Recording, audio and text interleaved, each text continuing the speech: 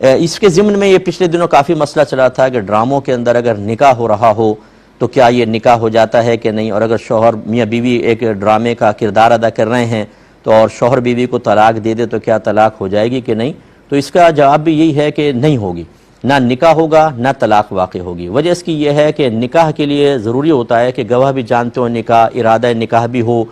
اور پھر اس کے علاوہ جس لڑکی سے نکاح ہو رہا ہو اس کا اصل نام اس کے والد کا نام لیا جائے تاکہ گواہ پہچانے، یا اگر نام نہ لیا جائے تو اس کو مشار الیہا بنایا جائے، اشارہ کیا جائے کہ اس کا نکاح تمہارے ساتھ۔ وہاں پہ ایسا نہیں ہوتا ہے، ایک بس لڑکی بیٹھی ہے، دولہا بیٹھا ہوا ہے، قاضی صاحب کہتے ہیں میں نے فلانہ بنت فلاں کو آپ کے نکاح میں دیا،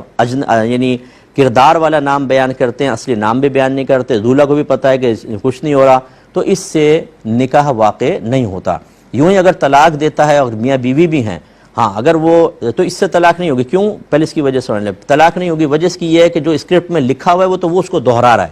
اس کو حکایت کرنا کہتے ہیں، ایک چیز کو بیان کر دینا، اس سے طلاق واقع نہیں ہوتی۔ جیسے ہم اساتذہ، ہمیں پتہ ہے، ہم کتاب و طلاق جب بچوں کو پڑھاتے ہیں تو اس میں کتنی مرتبہ یہ جملہ بولتے ہیں میں نے اپنی بیوی کو طلاق دی، کیونکہ ہمیں نقل کرنا ہوتا ہے، اس میں لکھا ہوتا ہے کہ اگر کوئی یہ کہے میں نے اپنی بیوی کو طلاق دی، ہم بھی وہ جملہ کہہ دیتے ہیں تو کیسا طلاق واقع ہو جائے گی؟ نہیں، یہ اصل میں لکھے ہوئے کو بیان کرنا ہوتا ہے۔